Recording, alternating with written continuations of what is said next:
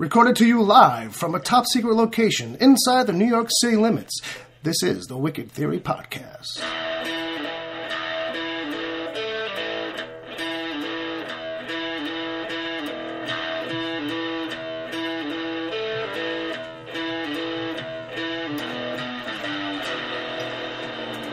This is the Wicked Theory Podcast. I'm your host. My name is Bill Sweeney.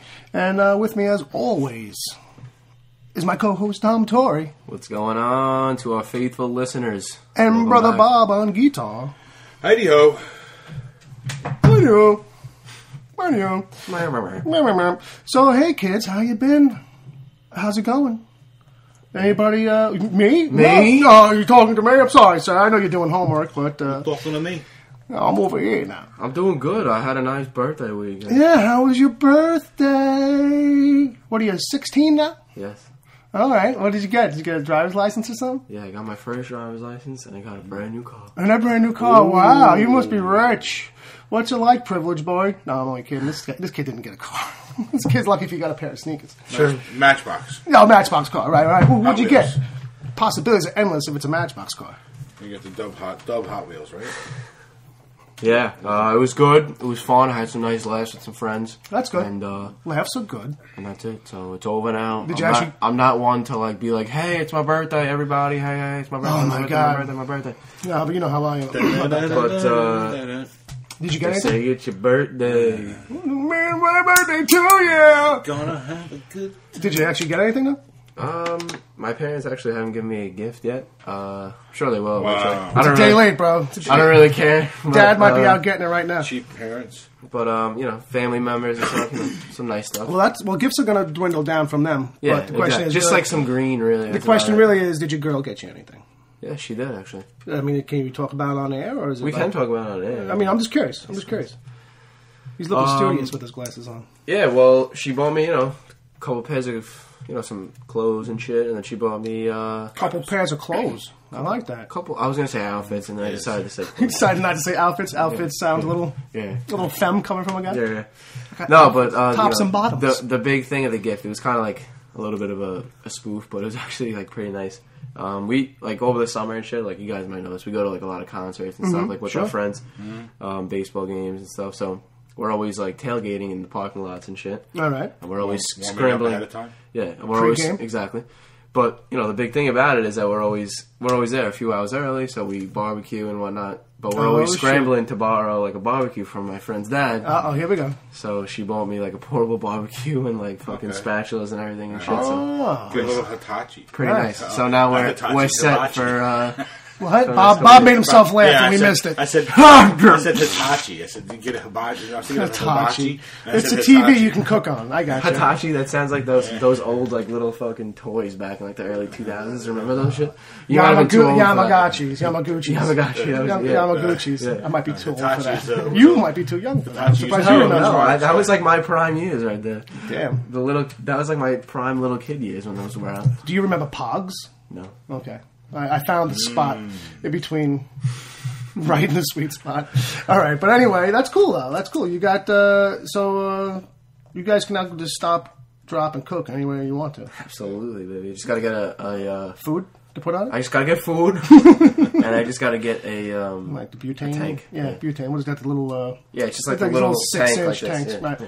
That's You cool. got a little Coleman? You got a little Coleman? Yeah, girl? yeah, it's those little. It's like those this. things are badass. But yeah. They Those really are. Those Yeah. things are badass. You buy a couple of those tanks and you're good to go for a while. My buddy Mike and Brian, actually, each got 2 different brands of those things, Right. and I watched them basically Cook off, maul the fucking crap out of them because they do camping too, besides all the sports stuff. Right. Well, I was gonna save it for later, but I might as well get it out of the way now. Yeah, if we did this on Saturday on your actual birthday, this might have meant a little more, or would have to me, because I hate giving gifts to people a day after the birthday, because then I feel like, well, at least with this one case, it's not my fault. So here's a thing for you. A birthday gift. Yeah, whatever. Just fuck Thank yourself. you. The Walking Dead. Thank you. I got you Appreciate it. the first collection book Appreciate it. because This you're never gonna get off your ass and get it. I'm not gonna lie with you, Bill. You probably fucking read it online already. I appreciate the thought, but I haven't read it. Okay, that's something. But this is really something to get me to spend more money. Yeah, this is my plan. I'm getting. This is not really a nice gift. I'm not gonna lie. I made a special deal at the comic shop where if I get you the first book, he probably got this for free. He was probably like, "Hey, if I get Dom this for free." Well, close. I told him if I bought the first book and then every book that he buys after this, I get $1. There you go. And they were like, "No." So I was like, "All right, I'll buy it." Have this one for half price, and then we'll charge him. We'll make it up for the next one. That well, it is Wednesday, so you get 20% off. They charge him half price, and they're going to charge you 10% more for everything you buy. Exactly. That's what I want to say. But just in case if you're listening to this and you don't, we probably haven't said it. He bought me the first collected edition of The Walking Dead. Yeah, it's the first. And I really appreciate it. It's volume 1, Days Gone By. It hits a chord in the heart because he knows how much I've been wanting to read this.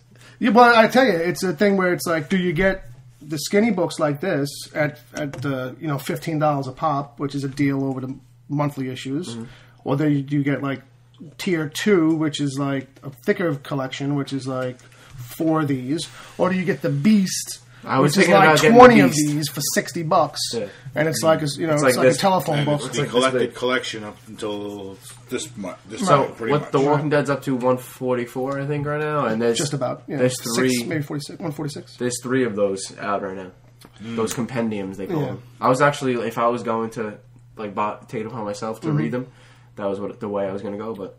So this is, keep in mind too, if you start to read these, eventually Tony Moore is off the book at a certain point, and it's I knew that, Charlie Elbert. So it's a very different art style. This is definitely a little... better. Well, I mean, it depends on how you feel about it, but this is definitely a slightly cartoonier, more classic kind of thing, where Charlie Elbert is a little more realistic. Yeah, you're right. No, I've noticed that. Because it's a little more stylized, not in any way that makes it feel... I've realized that because, flipping through this at the store, every once in a while, when I decide if I'm going to buy it or not, just window shop, and and then I look at the second one when it's the sorry, no, that's right, when it's the different artist. Yeah, it's a big shift. It's like, wow, the tone shifts a little bit because it's like it's obviously it's a dark story overall, and then it's like This makes it feel a little bit lighter. Feel a little bit lighter because of the way it's drawn, Right. And then when it switches to the other guy, it's like just dour and misery. But that's how I think it should be that way. So there you go. Happy birthday, you fuck. Thank you. I really appreciate it. I really hope you do. You're probably going to toss it out when you leave. Love you. Yeah, whatever. Just remember when my birthday comes. He's going to use it in his grill to cook his food. There you go. He's got paper now to start it up. That's true. That's true. I didn't even think of that. I gave you some kindling. He's going to read a page, wrinkle it up, throw it in there. Read a page, throw it in there. No, seriously. When the fire gets going, he puts it underneath. That's a good thing to have. Even if I don't, go on and read the rest of them, I still would want to have that first. Bro, that's what I want you to. I want you to at least. That's my thinking. Is that That's something that I would want to have when I'm a wee old man and I'm reading bedtime stories to my grandkids. Gather around, grandkids. I'm going to read you a tale about zombies. What's a zombie? And a zombie apocalypse. Well, it's what's going on right now. Just look out the window. Just explain to a 5-year-old how the art of a zombie, Exactly. How you kill a zombie. Well, you got to cut off its head or blow its brains out. There's a lot of curses in this book, too, kids. Yeah, there are a lot of curses, right? And a lot of your favorite characters die. The old-style curse words, though. Yeah, right. Not like FARC. These ones you made up. All right. I got some news. We got a news segment we can get to. You got a little jingle, jangle, jingle. You know what I mean? And now Dom's making a list over here as we go. I like that.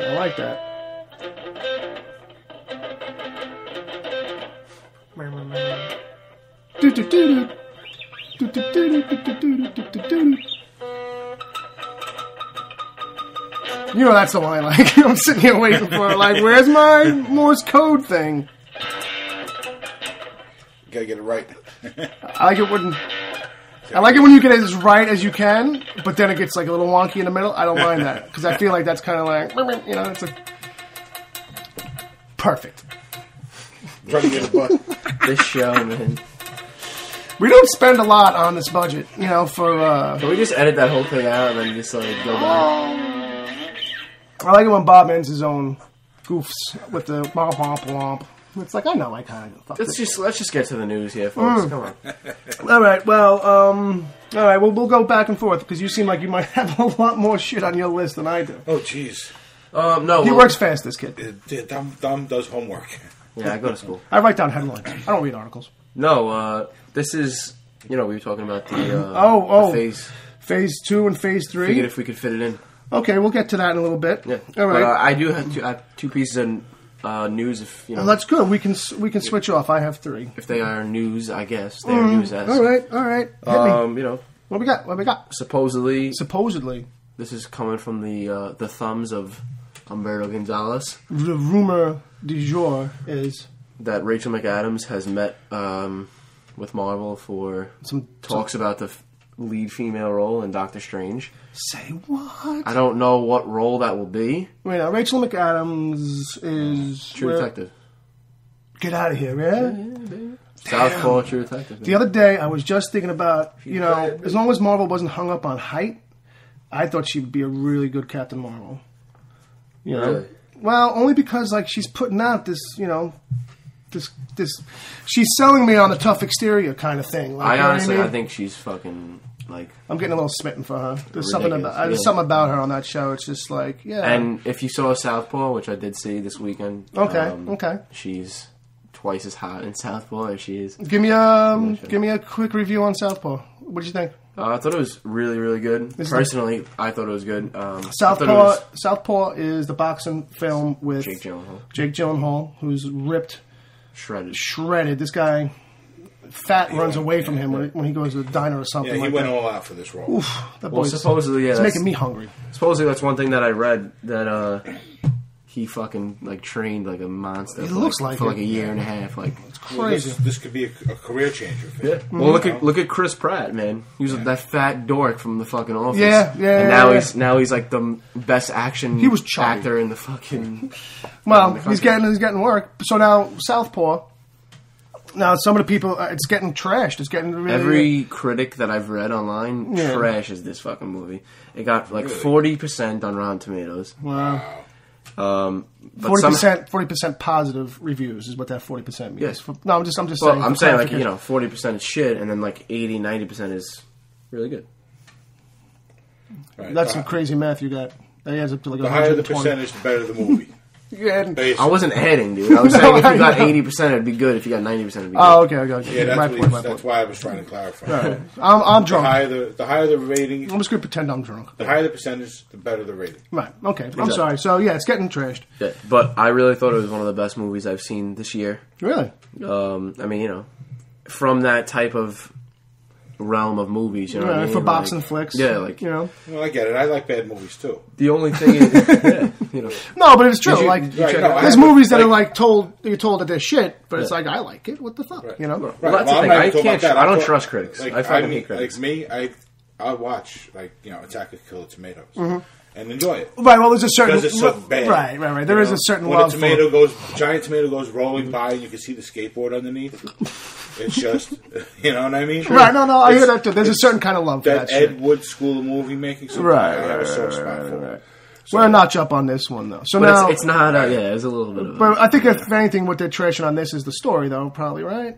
I mean, I'm presuming. Yeah, exactly. Well, that's one of the only bones that I would have to pick with it is that it is the epitome of a cliche boxing movie. Right. Where he's at the top of his game in the beginning of the movie, then he faces hardship at the middle, and then he builds himself up, he trains, and then at the end he overcomes all of that. I won't tell you what happens, but he overcomes obstacles. Yes, right, exactly. But that's a classic Hollywood. It's hero's journey. So it's totally. But for boxing movies, critics would pan this kind of movie. They want something different from it. So here's the problem that I have with fucking critics, man. Okay, I fucking hate critics so much because for the past 10 years of my life, where I've been seriously into movies, sure, and reading reviews, seeing what other people think about it, right?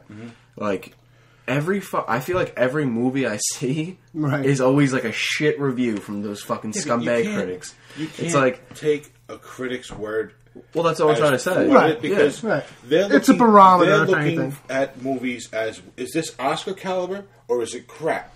when you go to the movies, you're looking for entertainment. Right. So as long as it's entertaining to you, that's all that ultimately matters. Right. See, now to that, I would say that that's fairly true, but I think the thing is that some critics review like that, and then other critics review a lot looser than that. Yes. So it comes down to, like, if you're going to read reviews in general, especially for a movie like you're on the fence about, you should probably get a few reviews or a couple of reviews. Like, for the longest time, like, I was picking up the Daily News and the Post every day, just in general. And what I used to like about that is that on Fridays, the movie reviews, I'd get 2 totally different reviews usually for almost every movie. One paper, didn't matter which one. Right, one paper would love true. it, one paper would That's hate true. it, and somewhere in the middle, I could figure out What the truth is. what probably doesn't really work if I go to see it. Is it really worth my time? You know, as opposed to saying, oh, let me figure out like an average review. It's just about saying, you know, I know I can't take their opinions wholeheartedly.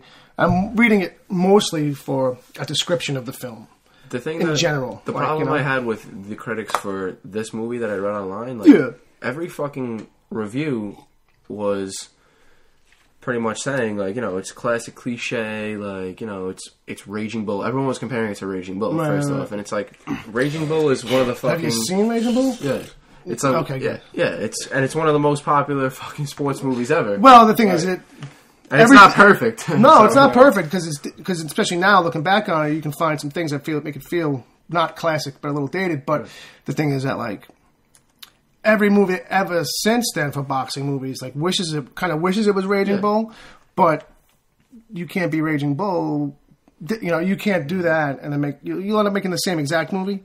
So they try to be different, and then it's just not very different. Right. So, but they're limiting themselves by trying to copy something but do something different. Right, like so the fighter. Instead of just going at it and saying, let's make our own movie, they're looking at it as like, well, we kind of got to make that movie, but with this in the middle. To me, I thought so. That's a flawed attempt. I thought this movie was really good. I really did not expect some of the things that went on. Right. Like in the movie, like, you know, in the trailer, you pretty much get what the movie is about. Yeah, I got you. I mean, like, you actually see that, like, the wife dies. Mm-hmm. Like, that's, like, the whole point of the movie. Whoa, wait a minute, man. No, I know. I'm not spoiling anything because it's in the fucking main trailer that they show on TV. And it probably is something that happens fairly early. It does happen early, which I was surprised at, by the way, because Rachel McAdams, who's a fairly, you know, popular they're pushing actress, it like, oh, she's in, you know. She was only in the movie for about 15 minutes. So fucking, you know, he's a dirtbag, really. Like, I didn't expect this at all. Like, I thought, like, he's like a scumbag. Well, this is a thing I was thinking about too. Loser. Like, he is retarded. Like, he is so stupid. Like, he has no brain in his head at all. Like, his daughter's like trying to like do homework. Like, he can barely pronounce like how to say beautiful. Okay. And he's all he can do is box, really. And I think they live on Staten Island. And he's fucking from like Manhattan. Okay. He's like a foster kid, I think, or something like that. All right. But he lives in like this big mansion. You can tell it's on Staten Island, and it's cool. All right. Well, I was going to say one of the things I think sometimes the only thing that differentiates these boxing movies, obviously, because the through line of their achievement in boxing stuff is pretty much the same. It comes down to like what's their character story and how different is that. You know what I mean? So like. The Fighter was the last one that kind of felt any different. Which one was that? That was that was with was that Marky? Was that Mark? Oh, Wahlberg? Mark Wahlberg and his sisters and his mother and the family stuff, which was good. That was a good. That felt unique. I like that movie. That felt unique because it kind of felt real. Like, you know what I mean? It wasn't so much pop circumstance. There was almost a reality TV element to the way it was filmed, but I think that's because he had a personal hand in developing this movie. Right. And after buying the rights to it, maybe they didn't have the biggest budget, end up with the biggest budget, but... And it's based on a true story as opposed to the I boxing heard stuff. they did all the boxing scenes in his house because he built a boxing ring in his house. I believe it. To prepare for the movie. Right, and eventually he had it made so realistic that they just basically said, fuck it. He had so much room in his house. We can save on the budget. They just used that. And then they edited around. I guess green screen the whole room. And sure. Just add in the audience later. All right. What's that other fighting movie that came out a few years ago? Mortal Warrior Kombat or something like that? Rocky. Warrior? No, Warrior. That was was that an MMA thing? It was like MMA. It wasn't. Yeah, that's why I said fighting. It wasn't boxing. It was like UFC. That was only a couple years ago. It was UFC or something. It went fast. Yeah, 3-4 years ago. I think. Yeah, okay. That was with. That was like Tom Hardy's like first movie, I think. Oh shit! Well, not his first one, but it was the one that. Yeah, like one of his more recent. When I say ones. first movie, I mean like first here one that broke him. That like was popular and was good. Have you got to check out a movie called Bronson? Okay. That's Tom Hardy's like the one that broke him kind of big overseas. Okay. He plays a mental case. Who's like a street thug, fucking cuckoo, fucking great. Oh, I heard that movie was so it's one of these ones where like he talks to the camera and shit, and it's like so it's a little, experimentally kind of thing. But for the most part, he's a fucking nut. Right. Street thug. You just gotta watch it. It's like intense. Like you know what I mean. You have to watch. You start kind of want to start talking like him. You know what I mean? It's one of those. All right, mate. I'll start talking like him. All right. Now, what else we got on a little bit list of news? One more piece from me. Tyrese Gibson supposedly has met with Warner Brothers about a role for Jon Stewart in the upcoming Green Lantren Corps movie that should hit around 2020. So now that it's supposedly, does that mean I can pretend that it didn't happen at all? Well, the thing is that I'm not big on it. You know what I mean? Neither am I, first off, but the reason why I said supposedly sure. in the first place was because that did not come from the word of the mouth of Warner Brothers. It came from the mouth of Tyrese Gibson. So he's been talking shit for the past year and a half about wanting to play Jon Stewart. So he might be telling reporters that he's had a meeting with Warner Brothers, and it might not have actually. They might have been like, "Hey, dude, just stop with talking about Green Lantern." They might have just texted him and been like, "Hey, cease and desist." For all we know, he could have just driven up to the gate. And they said, no, sorry. Right. No, it might have actually been where Warner Brothers sent him an email and was like, stop talking about Green Lantern. And he's like, I had a talk with Warner Brothers about Green Lantern. I'm not lying. Yeah. We discussed it, and that's all you'll hear from me until there's something else to tell, okay? Exactly. They sent them a cease and desist text message. Yeah. They sent it by Skywriter. Don't call us. Don't call us. We'll call you. Well, look, they're definitely moving forward with the Green Lantern Corps movie, and I'm excited for that in a sense where it's like maybe that's the better approach. And, they got to do something a little different than how. Ryan Reynolds. I seriously, I can't even express to you how excited I am for the DC fucking movies, man. Yeah, God. I cannot wait to see what they're going to give us. Well, I am definitely getting excited now for Batman and Superman. Absolutely. I was totally expecting a disaster. Have you heard? You don't have enough faith in DC, my man. No, I just don't have any faith in Hollywood in general until I really see something. And I give them that too, because that's kind of like where I am at. I am excited for a lot of the stuff with the tone in that. I am worried about how much they're really gonna change and blow up or alter to fit it. Although I am trying to look at it like, okay, it's a movie adaptation. It's another version of these characters and their stories. It's a mix-up of different stuff. But in general, I just want to see where it goes. There's two. Like I said, I'm very excited for Batman vs Superman. But the two movies, Marvel or DC, that I'm most excited for is Aquaman and The Flash.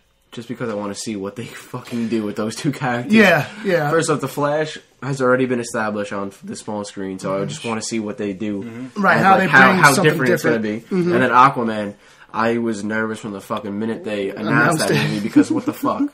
What the fuck? Bill, when we went to, didn't we see writers from DC taking notes in the movie theater when we went to see Ant-Man? We saw them at the aquarium taking notes about fishies. Right, okay. If you're talking about the kids that were sitting behind us. Oh, yeah. Those are the writers from Warner Brothers? Yeah, the Boy Scout troop. Those are the new writers at Warner Brothers. That makes more sense. Loading up with sugar.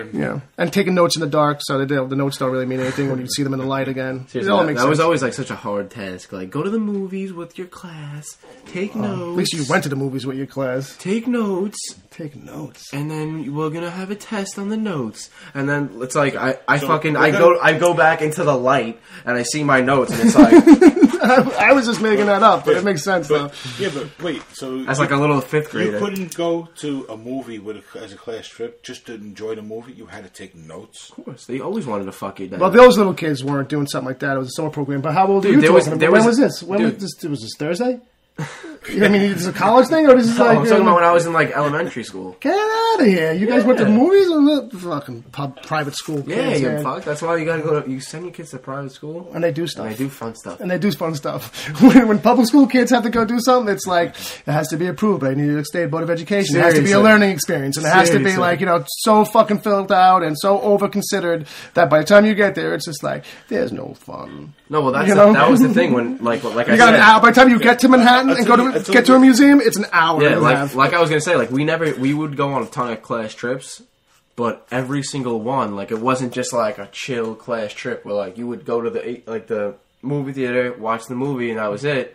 Or you'd go to the aquarium and look at they were probably tougher on you guys for that shit. But I could see it. You had to like do a fucking test. You had like a take home test like that you had to fill out like at the aquarium. And so you had like certain questions. And if it wasn't done before you left the aquarium, like you were in serious trouble. You might as well not even get on the bus before you go home. That makes more sense because in public school it would be like, okay, we're lucky we got here and we still have all the kids. I don't give a shit what you do. Just run around. There was like 12 kids. There was like 12 of us, and it's like, all right, Johnny, Billy, Frankie, Dominic. Everybody got their worksheet. You know, I mean, that's what was going on for you guys. Yeah. We were just happy we were all still alive by the time we got to the fucking building.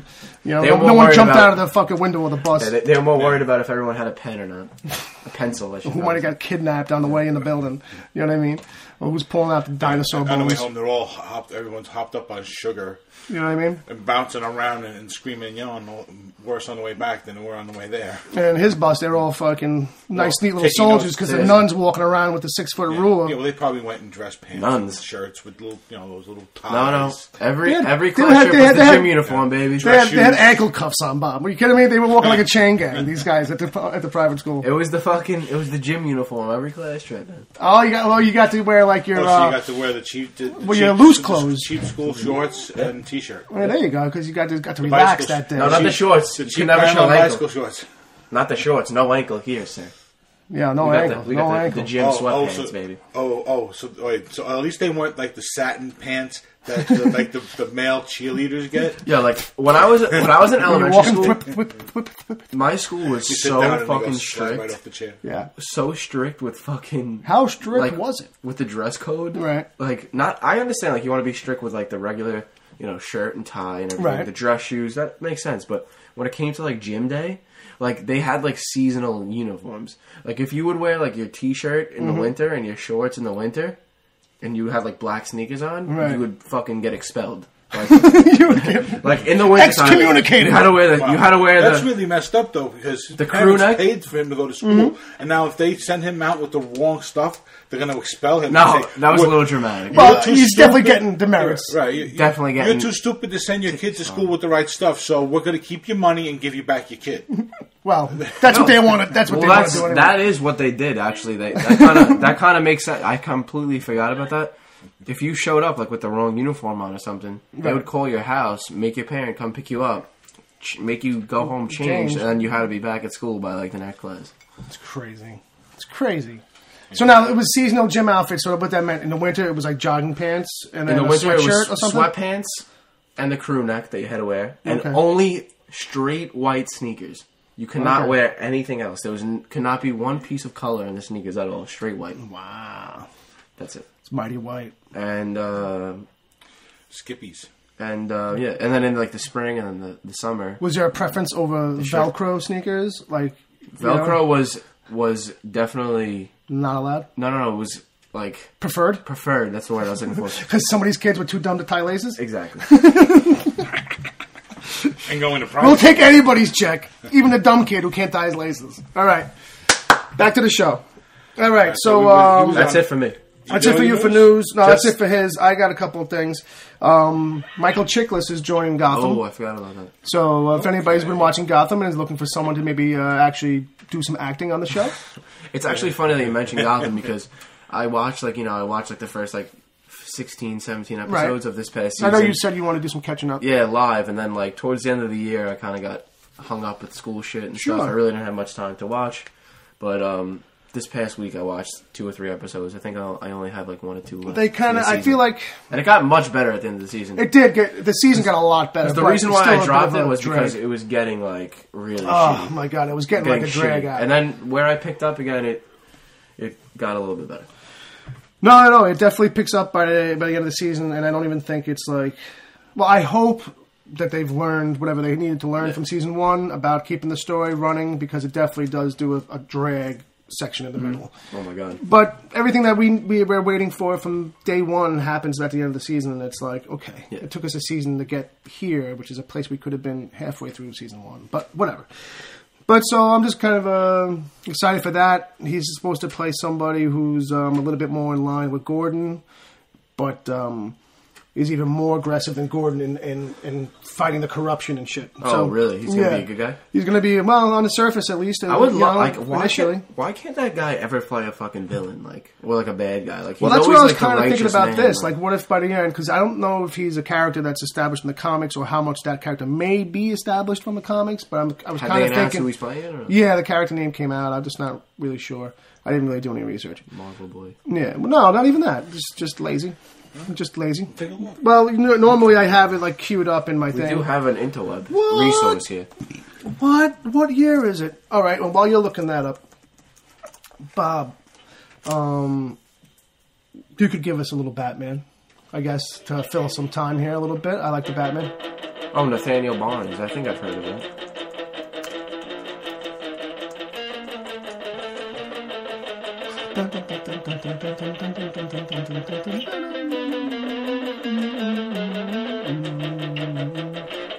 Batman.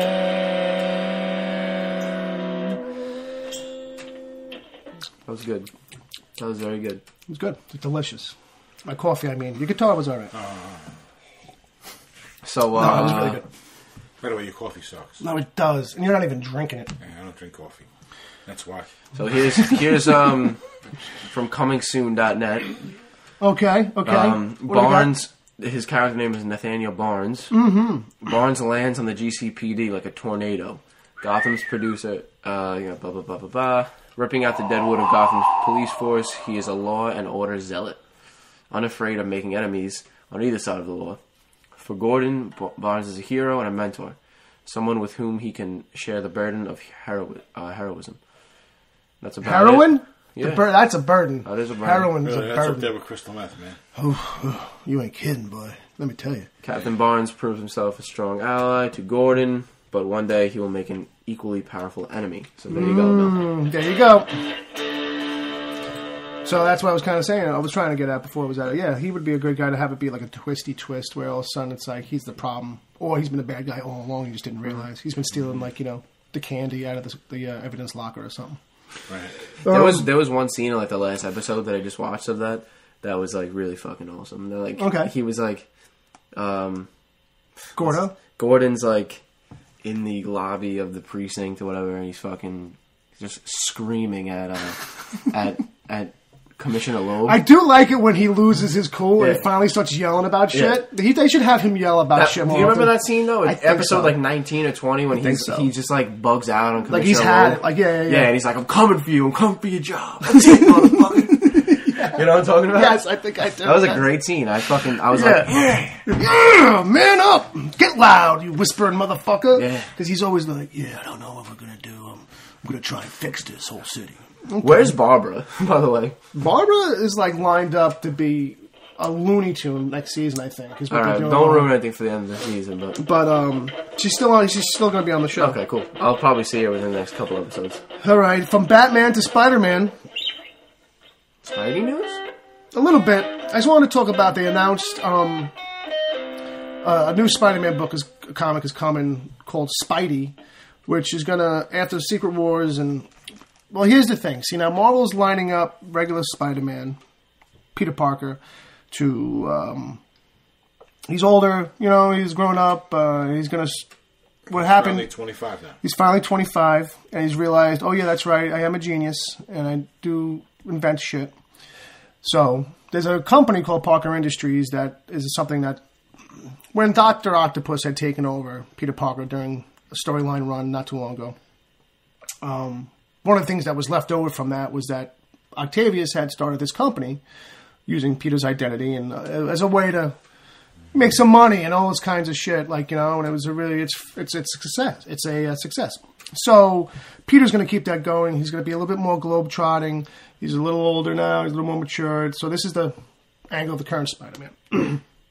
Conversely, Marvel is bringing in Miles Morales to the main Marvel universe. So there goes your young, current Spider-Man. That's where you'll get those kind of stories. But now Marvel is also doing a book called Spidey, which is going to be Peter's younger years. It's kind of like saying it's not going to be like the retelling of the origin, but it's going to be right about where the new movies are going to be.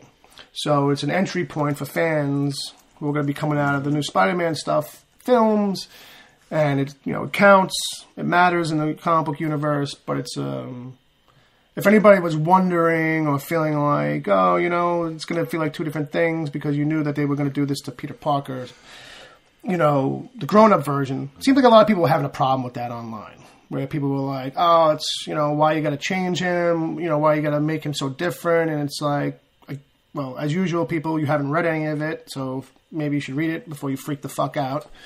Right. And B, it's like, what, you want the character to be the same forever? Like the same forever? You guys then tell us when that happens that it's boring and it's predictable. So, but it turns out Dan Slott probably couldn't say anything at the time that this was planned and coming because it just wasn't announced yet. So Dan Slott actually got into this big long exchange on John Byrne's message boards where like John Byrne and all his little fans fucking kind of like were picking it apart a little bit. Dan Slott must have gotten a heads up, and so he came in there to kind of defend it. And he held his own, and it was all civil, and it was all fair exchange about ideas and, you know, what it is to change characters that are perennial, evergreen characters and shit. So I really wish he had been able to say, well, don't worry, you know, there is a book coming for you guys, it seems, that's going to deal with, you know, Peter's younger years and, like, you know, the real Spider-Man adventures that you're really kind of longing for. They're going to be there. So honestly, I don't even care. Like, like I'm not that fucking obsessed. What'd you say? DC boy. No, but I think what you're saying. No, I love both equally. I'm saying no, I feel what you're saying. That's like the funny thing, though. Like, if you say you like DC, it's like, wow, you're a fucking DC fan. You can't say anything online these days without that intoning that you must be obsessed with whatever the opposite is. Like, you can't have an opinion online now. It's like, you know, if you like the Ant-Man movie, it's because you're a Marvel fanboy.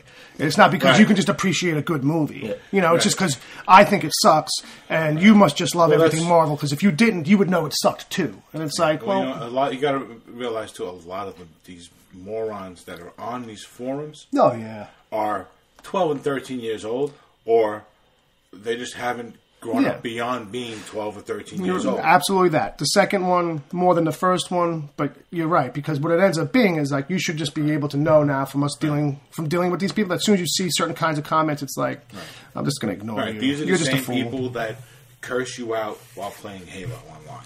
Yeah, but these are the same. And say the N-word and all the worst stuff. Right. The guys who give girls a hard time when they're online. These same kind of douchebags. Yeah. These are those same morons. So there was a study. I don't know if you saw this. I posted this up. I think I might have put it on the Facebook page. I don't study. No. It wasn't from you. It was this thing done overseas. But it was about how it seems like most of the guys who give females a hard time percentage-wise online in those kinds of games tend to be the guys who actually aren't very good at the games that they're playing anyway. Like, statistically speaking, those guys, the guys who rock in those rooms are more generous and kind to everybody that they deal with, women included, than the guys who are like mid-level or lower who, like, you know, just have to fucking kind of get on people because they're fucking shitty. Like, you know what I mean? Right. Because they're no good at it. Like, they got to give the girl a hard time, like, because she's got a vagina. You know what I mean? And it's like, just, dude, she's in the fucking room, and if she's scoring better than you or worse than you, what fucking difference does it make? Like, you know what I mean? You just sound like a jerk off to everybody else. Like, you know what I mean? Right. Anyway, deviating. Yes. Before we get back to the news and whatever, I just wanted to... Something just popped into my head about fucking Tyrese. Wouldn't you rather fucking Tyrese just play like Guy Gardner or something like that? And then like have a good actor play fucking Jon Stewart? I just feel like he should... Like, you know... Right? Like... we kind of covered it last time, but we talked about it. But yeah, we were definitely all in agreement that Tyrese is not quite right for the role. Like, I would rather them change Guy Gardner's color Right.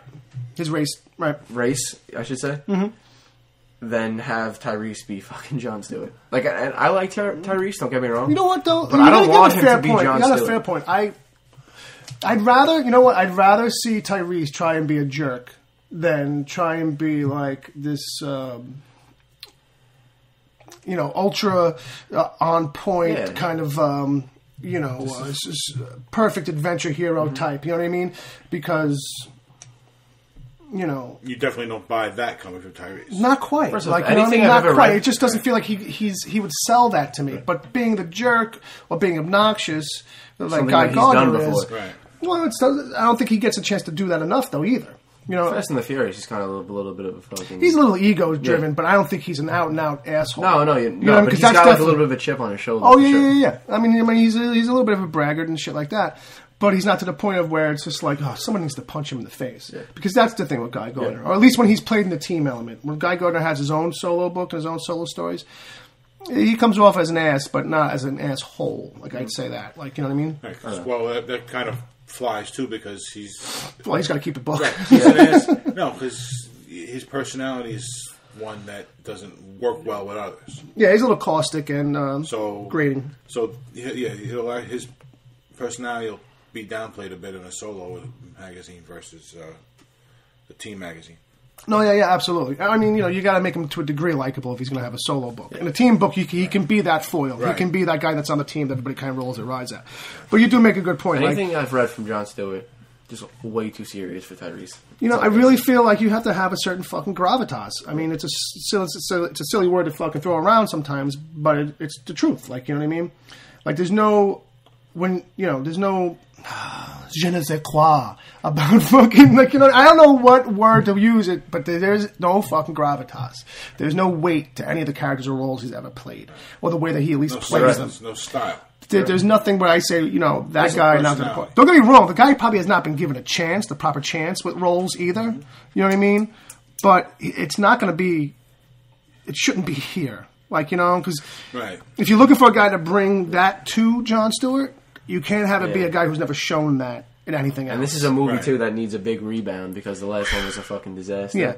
So I doubt they're really looking at Idris Elba's. I'd rather see them bring in Morgan Freeman, and he can play an older... But by 2020, God help me, Robert Downey Jr. Morgan Freeman... oh, my God. It's not. Robert Downey Jr., What, he already played Tropic Thunder. He played a black guy, right? Tropic Thunder. He played a white guy playing a black guy. He didn't piss off everybody somehow. Somehow they managed not to piss off. I have a quick question about that because I really didn't look into it that much. I'm getting nervous already. When that movie came out, yeah, I'm sweating. Did that movie get backlash from him? It got some. I remember it got some initial. It got some initial resistance, but they played it off right up front where they were like, well, look, just give it a chance. Yeah, watch it and then say something. Where it's a character, it's a role we're totally hip to the fact of what it is, and we played to that. So give it a shot. Then people saw it, and I think as long as people saw it, they kind of were like, okay. It didn't get the uproar that you might think that it got. I think if it happened today, they knew that it was totally over the top. And that was the whole point of the character. Yeah. And once you got that, you were like, all right, this isn't meant to be real in any way. They were making a big point of that and about that in the movie. With him and the other actors and even the black guy that's in the movie too. They were always like, "Why are you acting like a black? Why are you in makeup for black?" I kind of remember. I try to remember the line. There's a role and I live a role. I try to remember when he's like something about my people, and the black guy's like, "My people? What the fuck are you talking about, my people?" Anyway, but great. But yeah, like seriously, I don't even know who that kid was that was in that with Robert Downey Jr. in that scene, but I'll take that kid for Jon Stewart. Yeah, little kid. I'll take that guy. For what, the booty juice guy? Is that what it is? Remember? The little booty juice? The little drug lord. No, what is that? Wasn't that like the booty sweat? Booty sweat. Oh, God. Remember that? Like, it's just like the movie's playing, and then he's like, yo, I need some of that booty sweat. And like some like random hooker just like brings it into him, like it's in like a bottle. And then all of a sudden, like this like music video just breaks out, like in the middle of the movie. You don't remember that? In Tropic Thunder? Yeah. I don't know. I know it did weird shit like that a little bit, where it would break into like cutaways like that. My man is pulling up the scene right now. He's like, we are YouTubing this motherfucker. Because I do not recall it. Yeah, man. Yeah. I don't know if this is just me, like, not remembering the scene. You might be mixing up that and... Yeah, it was like a commercial, remember? South Central. It's like a commercial for fucking Booty Sweat. Oh, that's right, because it was another project that kid had did, right? Was that it?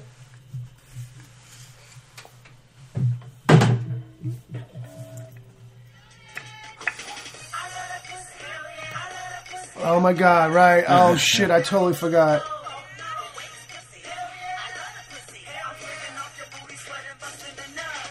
Busting a nut, the candy bar, right, okay. Booty Sweat, popping ass open. Booty Sweat and Bust a Nut bars available at concessions now. I totally fucking forgot about it, bro. I forgot. There's a bunch of that kind of shit in the movie, too. I forgot about it. That was a good movie. Yeah. All right. So, all right, enough about Tyrese. Sorry. No, it's all right. It's not your fault that he wants it. All right, so What's the big surprise? No, I got one last bit of news. I got a little Star Wars related. I just wanted to kind of bring this to the table because I thought it's an interesting little story. I was wondering how long you were going to keep that. It's been so long. It's been so long. You were working it out a little bit. Okay.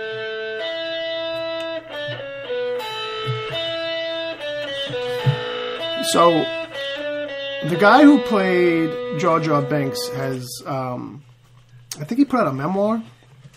So part of the memoir is focusing on his time, obviously, as Jar Jar Binks and that whole backlash that came with it. But one of the things everybody was talking about was that, turns out Michael Jackson was going to be Jar Jar Binks, or was under the impression that he was going to be Jar Jar Binks. He wanted to be Jar Jar. He wanted to be Jar Jar. I remember that. Well, as you may know from Michael Jackson, just being Michael Jackson, he wanted to be in just about like every movie that he could possibly associate with himself. Like, you know, he's also the man who wanted to be Peter Pan. This is the guy who wanted to be Edgar Allan Poe in an adaptation of the life story of Edgar Allan Poe as well.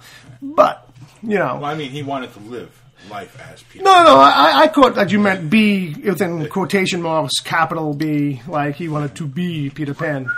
Yeah, but so it was just a funny thing because supposedly how it goes down is the guy who played Jar Jar didn't know this, and so managed to get to meet Michael with George Lucas at this backstage thing. And so it turns out that like one of the reasons that he got to meet him was because like George, I guess, never told Michael that he wasn't going to be Jar Jar, or didn't have the guts to tell him he wasn't going to be Jar Jar. So instead had to meet the guy and had this conversation happen where it's like, you know, well, this is the guy who's going to play Jar Jar Binks. And so like made it this awkward thing. This way he didn't have to have like a real kind of conversation and knock it down, and forced Michael to kind of be like, oh, that's great. Like, you know, my thinking was I was going to do it like this and like that. And, you know, Michael obviously was like not crushed, but a little disappointed kind of a thing, you know, so the guy's relaying, you know, so the actor is talking about it, and it's one of these things where if you thought Jar Jar Binks was bad before, just imagine how, you know, totally, because Michael wasn't going to just do it the way George wanted to do it. He said, I want to go to Neverland. Right, but we probably wouldn't have gotten any of that if Michael had his way, but because he had his own ideas, supposedly is why George didn't want to use them, because Michael really didn't want to do the stuff that... George wanted. You're right, so... The guy who created Star Wars, his ideas... So now, here's the moral of the story for me, is that looking back, is this a good decision, the one good decision Lucas made about the whole series? I think so. Or... maybe Jar Jar, like, you don't know, like, you know, I'm not saying Michael would have knocked it out of the park. But Jar Jar isn't a very loved character anyway. Right, so could it have been any better? Would it have been worse? We'd still be goofing on Jar Jar, but just in a different way. I don't think Star Wars would be what it is today if Michael Jackson was in it. No, definitely not. With everything that happened to Michael Jackson after, I could just imagine the jokes that would have been going on, like, you know... Oh, he would have got crushed, probably. Now that I think about it, like, that would have crushed him. And, you know, about jokes about him being Jar Jar Binks and, like, kidnapping kids and stuff like that. Oh, my God, I didn't even think about that. Like, him and Anakin and shit. Oh, my God. Okay. Yeah. I didn't even think of any of that crap. Wow. Yeah, you're right. So... I mean, it might have given us a slightly better movie... Possibly, if Michael Jackson had been Jar Jar, but then after the fact, we'd be dealing with so many bad Jar Jar Binks jokes. That Michael and the Jackson whole After Effects. And another reason that another reason it's speculated that he didn't do it, obviously, is because Michael's bigger than life. So to bring him into Star Wars as any character it's like he's almost too big of a person to do it. It would pull people out way too much. But it was just a crazy news thing that came across the wire, so I just thought I'd share that because it's just wow. Imagine how that would be different. You know what I mean? So you got nothing else on the table.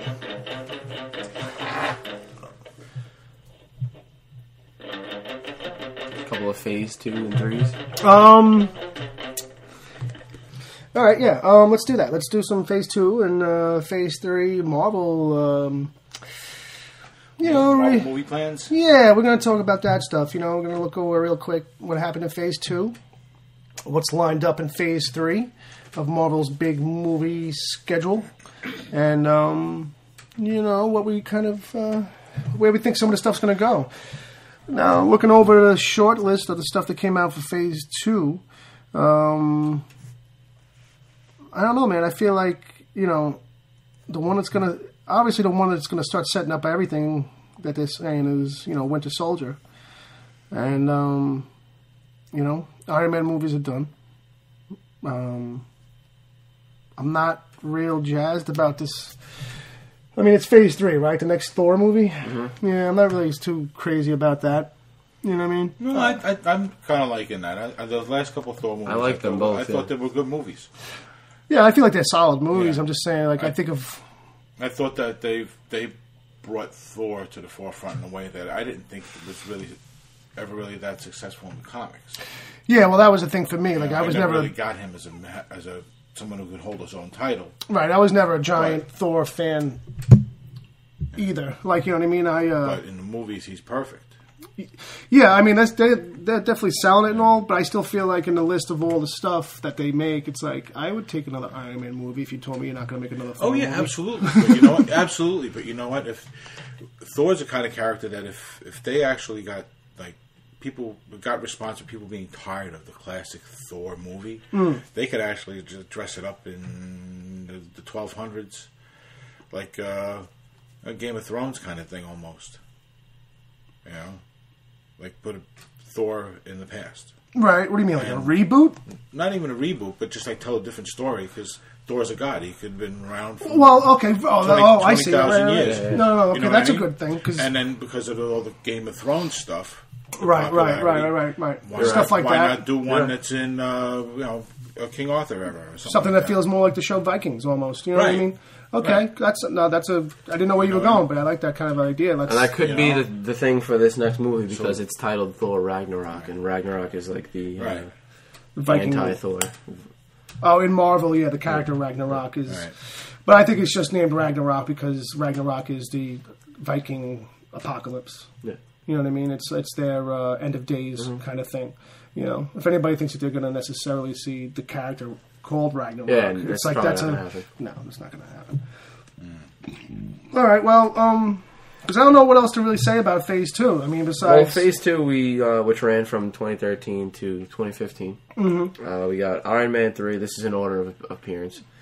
Iron Man 3, Thor: The Dark World, Winter Soldier, Guardians of the Galaxy, Avengers: Age of Ultron, and Ant-Man, which is a pretty solid group, if you ask me. Yeah, I mean, everything in that list, with the exception of Ant-Man, has knowingly set up something else in the universe. Ant-Man, when you look at it on the surface, it seems like it's just a family movie. But then again, there's also nuggets. There's nuggets in there that lead to the future as well. Yeah. But they're not; those nuggets aren't as overt and obvious as some of the other movies. So I see what you're saying. They're a little more subtle because it was an added-on movie. It wasn't meant to be part of that whole thing. Right. When you're like. I'm sorry, go ahead. Yeah, no, that's fine. No, I'm just saying, when you're like a regular, just superhero movie fan, you're not like a comic book reader like us three, you're like, oh, cool, they're going to be setting up all these movies to intertwine with one another. Right. So when you watch Guardians of the Galaxy, or you watch Age of Ultron, or you watch Winter Soldier, you're like, okay, I can see how these movies, might be laying some groundwork for that. Right. But then when you watch Ant-Man, you really wouldn't think anything of it. You wouldn't really think that maybe that had to do with anything, except for us. And we know about how that would intertwine with Doctor Strange. And I feel like outside of that, like, actually Guardians feels like it's the most standalone. You know what I mean? Because, that's a movie. The eggs it lays down have to do with the Infinity Stones, gems, jewels, the Infinity Bling, and, their role, but it doesn't really feel like, it doesn't feel like it's an overt, like, here's the big thing you got to worry about now in the Marvel movies. It just feels like, okay, it's some stuff. Right. It's not like there's, like, you can feel the cross-marketing going on. Right. But Guardians of the Galaxy is also another one of those movies where it's not one that initially feels like it can be part of. If you don't know any better, it could come off as not even being part of the Marvel universe. Well, that's what I'm getting at. I feel like that's the one that stands alone. Mom and Dad go there and they love Groot, and the kids love Groot, and that's perfect summer movie. Yeah. I just feel like what you're saying is 100% right. And don't tell him that. Don't fucking tell him ever that he's 100% right. I was saying both of you guys are 100%. Well, don't tell him. Definitely don't tell me that ever. Really. But to be serious. There's two doorways to get out of this apartment. You realize that? I think Marvel is trying to keep that like cinematic universe intertwined feeling to the Avengers movies and the Captain America movies. And I think they're trying also to not sell that overkill it. That interconnectedness too. Right. I mean, it could easily get out of control, and it's going to feel like that with certain movies to come anyway. This is something that they were actually kind of good at doing in the comic books too, because they've gotten really good at. They had to get really good at doing crossover things, but not overtly crossing over. Right. Because if you do too much of that in a monthly magazine, people are like, you know what? I'm tired of this crap. They're just telling me to buy the next magazine. Well, it's that, and also it's like every month there's a guest star or this kind of thing. And they've learned.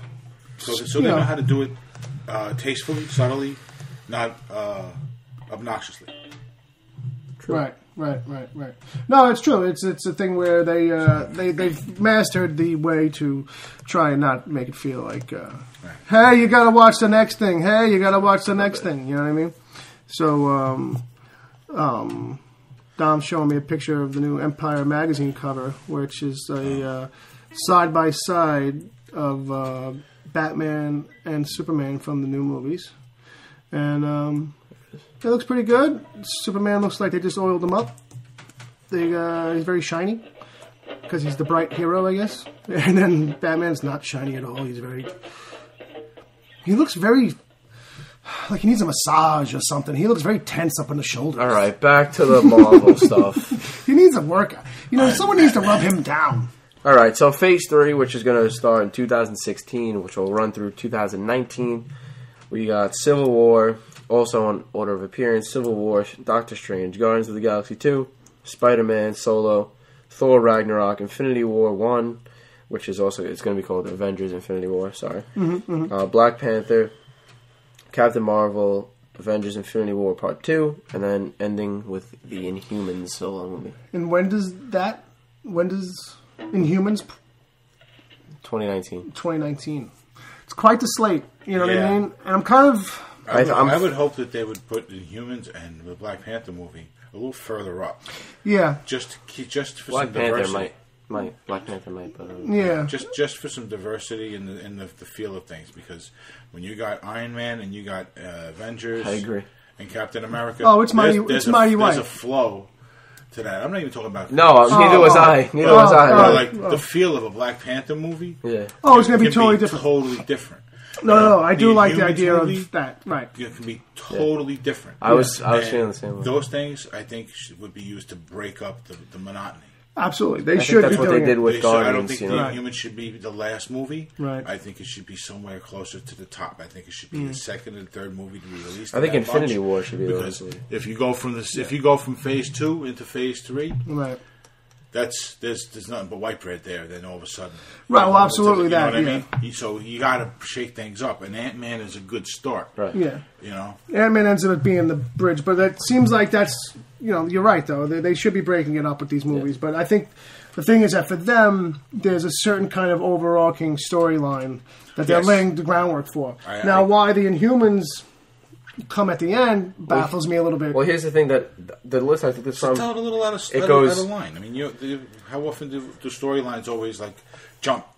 Yeah. Well, I don't mean that. This list goes chronologically in order of year, right? But I don't know if this is in order of like release story. Date. So like Black. So like Black Panther. From here on, might be 2019. I see what you're saying. Okay. It might not be like the correct. Like it might not be like this can come out in February, and then this can come out in July. Okay, I see what you're saying. This is not necessarily listed. Isn't necessarily the order that really is on the year that's slated to come out. Because I thought that's how you had that. But so yeah, like I said, it's just like Okay. Well, this is it's. But I know that in order. It is in order of what they told us the dates are going to be. Oh, okay. That's what I'm looking for. But they haven't said, like, the exact date. You know what I'm trying to say? They might have said for, like, Captain Marvel, like, it's fall, February 2019. June, summer, these kinds of things. But this is definitely the order of release. Yes. Okay, well, that's what I'm concerned about. Because that puts a couple of them, like you were saying, in a couple of weird spots. Like, you know what I mean? But they could shake it up. That's what I'm trying to say. Like, this could come out this could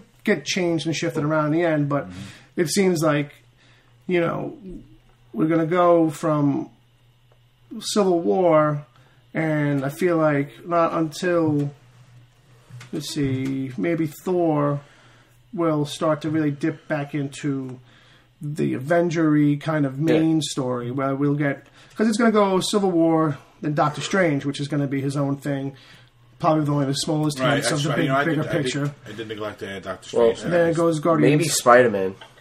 Well, Spider-Man, here's the thing. I feel like Strange, Guardians, Spider-Man, those three are going to feel like separate kind of movies, how Guardians and Ant-Man felt. Like, you know what I mean? Guardians 2 actually might be setting them up and positioning them, the Guardians characters, for more of a connection to everybody else.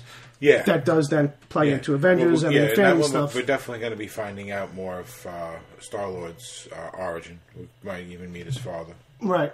No. Yeah. We're definitely going to find out more about his father's role, because his dad's in the comics and there's a big part that he plays. Yeah. Honestly, though, Ragnarok might not even be Avenger-y.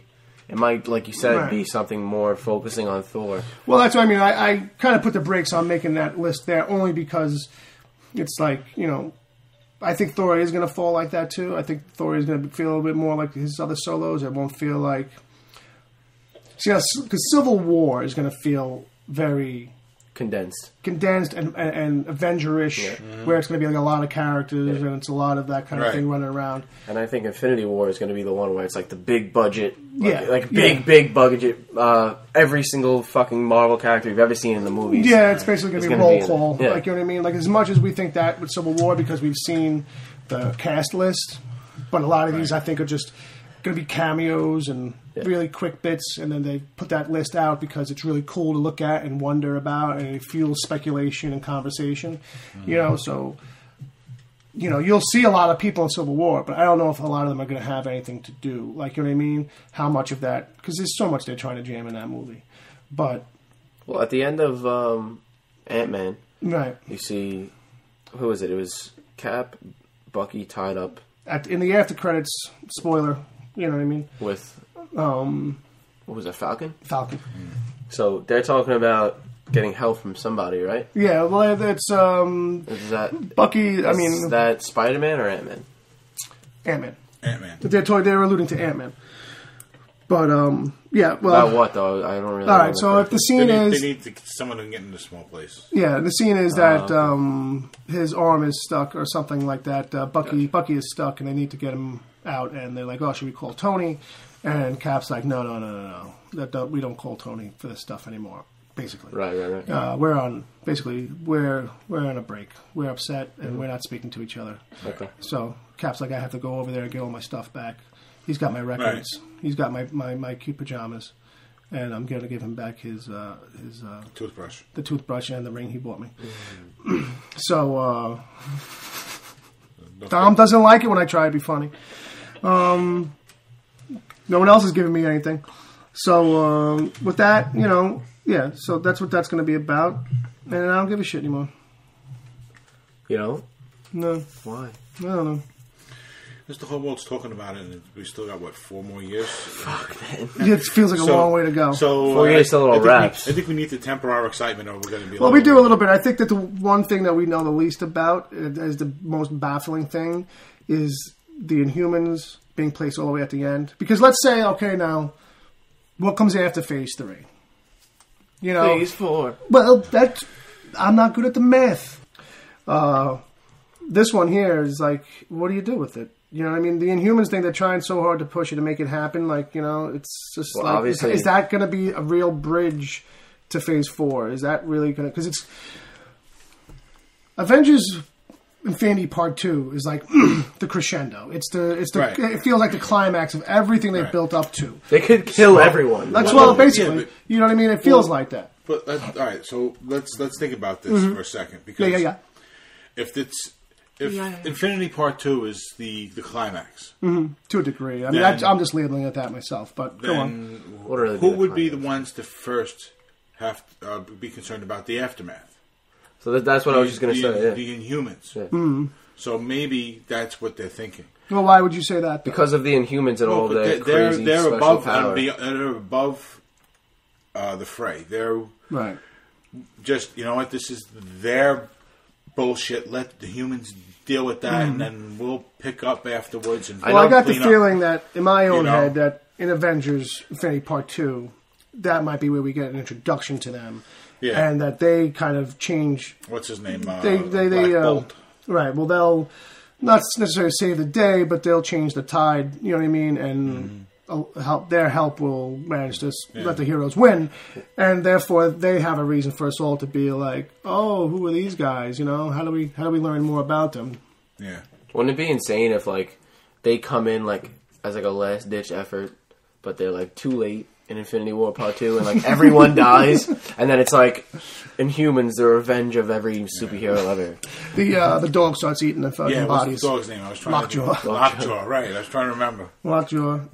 Because here are a goofy bunch of characters. With the big thing, square thing on his head. That might be why it's pushed off to the end. It's like, we need a lot of time to try and make these guys work. We're going to go through a lot of revisions and idea reconstruction. Because it's they're just going to keep Tatiana in the forefront and build her like they built her in the 70s, and they'll have every 13-year-old boy on the planet watching. You are not every 13-year-old boy, though. Your tit obsession does not cross-pollinate to every 13-year-old boy and or male. You just think... You wanted to call her Titiana probably so bad just now, and you resisted that urge. I appreciate it. Because I'm not even thinking of fucking Titiana. I'm thinking of, and it's Titania. Right, that's right, Titania. Because it's a Titan, playing the word Titan. But Medusa is the actual... Oh, that's right. She's the actual second kind of, it's Black Bolt, Medusa. See how long it's been since I read? But you're right. It's Black Bolt, Medusa, Karnak, and then Lockjaw. I would put them in that kind of a tier of importance, the Inhuman characters. But Karnak was the most famous. He had that stint on the old Tonight Show. On the old Tonight Show. He'd come out and he'd do the old, hermetically sealed envelope trick. Right, yes. Sweet burner. Sweet burner. Oh. But I got nothing for it. All right, so I don't know. That pretty much wraps up Phase 3 stuff. I mean, I don't know how much it really is to say because it's all speculation anyhow. Yeah, things could change. Things could change, and we got 4 years before all these come out. Yeah, stuff hasn't even been cast yet. So what we could talk about is that Bob finished his homework assignment, and I did not. Bob has watched all 23 episodes of The Flash. Did they go by in The Flash? They kind of did. Well, you were watching them, packing them in, handful a day. I can't blame you. I kind of had to. I mean. It's addictive, right? Yeah, after the first couple, then it's just like... The cliffhangers are so well done. It's just like, God damn it. Now we're going to watch the next one right now. Yeah. And thankfully, I had them all to watch. To binge. So... Yeah. So actually, and Bob watched all that, and then he was like, if you want to rewatch, the last 3, we can sit down and go over them together. And it was like, yeah, I'll do that. And then I started to notice things only because it was like rewatching time. Mm-hmm. And it's like, okay, now I can see it with another set of eyes almost and start to notice a couple of things that are inconsistent. You know what I mean? So and that whole thing with Barry having to go faster to go through time when he did it like episode 3. Yeah. But yet he could never be faster than the Reverse Flash, who isn't fast enough to run backwards in time. Yeah, it's this thing that they... So, but the whole time I was like letting that go. Because it was okay, I'm just going to enjoy the show. Yeah. You know? But these guys, they're not being consistent in the development of Barry's speed. Well, that was the thing. They seemed like they were kind of being a little convenient with it. You know what I mean? More than just convenient. Barry runs at one point, just to reiterate, Barry runs at one point fast enough to break the time barrier, and he goes back in time. But throughout the entire show, he can't catch the Reverse Flash because he's not fast enough. Mm-hmm. But in the process of trying to go as fast as he can to catch Reverse Flash, he at no point accidentally breaks the time barrier. Mm-hmm. So it's like there seems to be an inconsistency. In an episode where he needed to go faster than Mach 2, which is what they say you have to do in order to break the time barrier. Right. So he'd already done it. Yeah. It was clear. It wasn't. This was something that they really, really screwed up. It feels like it's a thing that they either screwed up or they didn't clarify something clear enough. You know what I mean? They're just taking the whole idea of like his development of speed. Mm-hmm. There's a sense in the beginning that you're going to be seeing this development of Barry's speed. Right. Because right in the beginning they start saying, well, you're going to have to go faster, you're going to have to go faster, you're going to have to go faster. Right. Right from episode 1. So to do things the way they did them is very lazy. That's what it comes off as. It definitely comes off as some kind of convenience. It's a story convenience or it's an oversight. Right. But I can't imagine that it's an oversight. I got a feeling it's one of these things where like if they noticed and it came up, it was like, well, we kind of have to roll with it because in order for the story to go where we want it to go, Barry has to do this first. He has to break this time. Don't get me wrong. Like it wasn't 100% necessary, but I got a feeling it was like they made an exception to their own rule. But I can't help but feeling that because they clearly laid out this show before they started writing the show. That's for sure. Okay? Yeah. So if you're laying out the whole arc of the show, and your key to the season 1 at the very least is Barry's development of speed. Right. Then start him at 250 miles an hour. Right. And then make it visible so that the viewer sees it, and then see him going 350. Then see him break the speed barrier, the sound barrier. Right. Then see him go into the speed barrier. Then see him break the time. You know what I mean? Right. Make each thing seem like it's significant. By doing it this way, nothing is any significance. It's just Well, there's no quantified. He's this fast now. He's that fast now. Now he's this fast. Right. There's definitely no visible benchmarks. There's no speedometer tracking him at the lab or anything like that. We don't know how fast he is because they haven't told us how fast he is. Generally that numbers. He's super fast, but he's not super fast. Well, You know what I mean? Well, that's the thing. He's fast enough to break the time barrier when it's convenient. Take one line of take one path with the character and stick with it. Right. Well, that was develop that path. Don't just do it halfway. That's kind of what I'm coming across with. I mean, don't get me wrong. I'm being critical at this moment of The Flash, but the fact is, it's an excellent show. Right. They're doing The Flash right, like they didn't do in the previous show. Right. And they're able to like really get the essence of the comic book here. Right. But I think they need to keep more. What were you going to say, Dave? Consistency. No. So your problem is that he broke the sound barrier, but he couldn't. Yeah, he broke the time barrier. Right. By running as fast as he possibly could. Right. It was like episode 3 or 4. Now, when chasing Reverse Flash, who was faster than him, right, he has to run as fast as he can to try and catch him. Right? But he doesn't break the time barrier again, or accidentally, because that's how it happens the first time. He doesn't even realize. Reverse Flash is supposed to be faster than him, and if by all rights, if the Flash has already broken the time barrier, Reverse Flash should be able to do it too, but he can't. But he's supposed to be faster than Barry. Right. It's just kind of Barry's already broken the barrier on 2 separate occasions now. Maybe he didn't break it because he didn't want to. You ever think of that? He's like, I've done it enough. I don't really want to mess with it. I'm trying not to be that evil. I hear you. But it's a glaring thing that we really only kind of caught in the rewatch. You know what I mean? Well, for me, it was... your rewatch. Yeah, I caught it early in the beginning, but... It was annoying me. But it's... I mean... They're doing the show so well that if you're not paying attention to those little details, that's something that can go right by you. Yeah, well, that's what happened with me. It's a fast-paced show. You know? Literally. So, literally. It's a flash. These little things, they go by in a flash. Yeah. Well, here's the thing that I've said about the show, too, in general, is that, like, the show is really good. And that for all the missteps that a show like this have taken in the past or could possibly take, it's really keeping it tight. It's really got very few of those kinds of moments. There are times in any show where you can actually make mistakes and it can hurt you and stuff like that. This is 10 times more possible in this show. Because of everything that goes on. I mean, it's this simply the fact that the character can run so fast, but then you got with all the different elements of the comic book that could be brought into this show, it can get confusing in a hurry. Well, one of the things we're going to do in the future, too, as we get closer to when the season comes back, is maybe we'll do a little section of Spotlight on some theorizing of where Season 2 is going to go. We won't give it away now how the season ends, but it sets up a Season 2 that looks to be even more outrageous. Yeah, and if done right, amazing. Yeah, we're going. Yeah, it's clear based on what we saw in the final episode and what's been spoken about for Season 2 by the crew. Mm-hmm. We're in for a hell of a roller coaster ride. Hell yeah!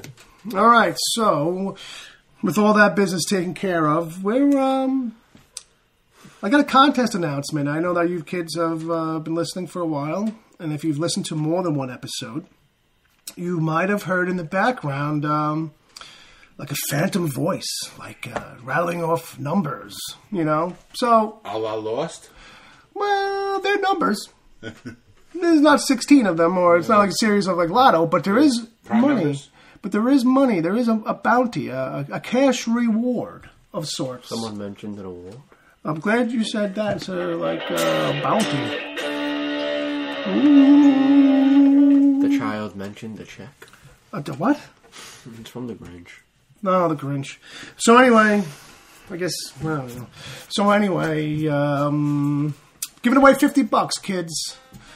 And if you want to get $50, here's really simply all you got to do. Every episode that we've had so far, the first 10 episodes, 1 through 10, there's a secret number hidden in the back third of that episode, of each episode.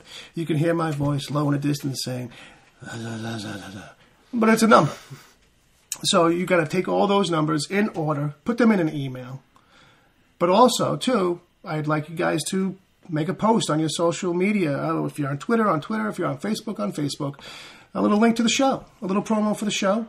You put a link on your social media. Send me that link in the email with the 10 numbers in order. First person to do that in the email box for this show at podcast at wickedtheory.com. First person to do that gets a $50 Amazon card. Bob? Who knew? Who knew I was going to give away money on this show, right? I mean, that's kind of... Who knew you had money? Who knew they had anything left? You know what I mean? I bought a microphone and I was broke for fucking 7 months then. It was bad.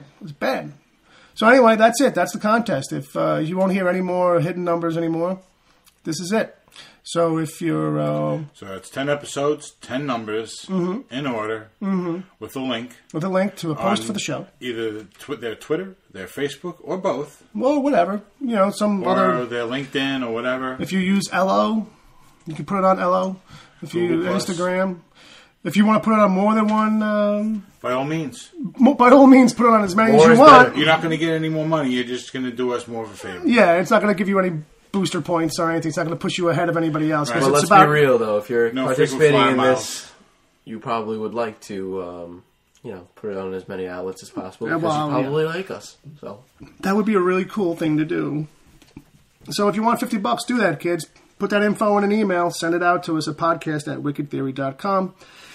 And that about wraps up the show. I'd like to thank Bob for being here. I'd like to thank Dom for being here. Wow. I'd like to thank you at home for listening. And or at least faking like you're listening. Yeah, just for clicking on it and then not listening, turning the volume all the way down. That's cool. I don't care. That's cool. We get the hits. And then we're going to do it again next week, kids. I hope you had a good time. Au revoir.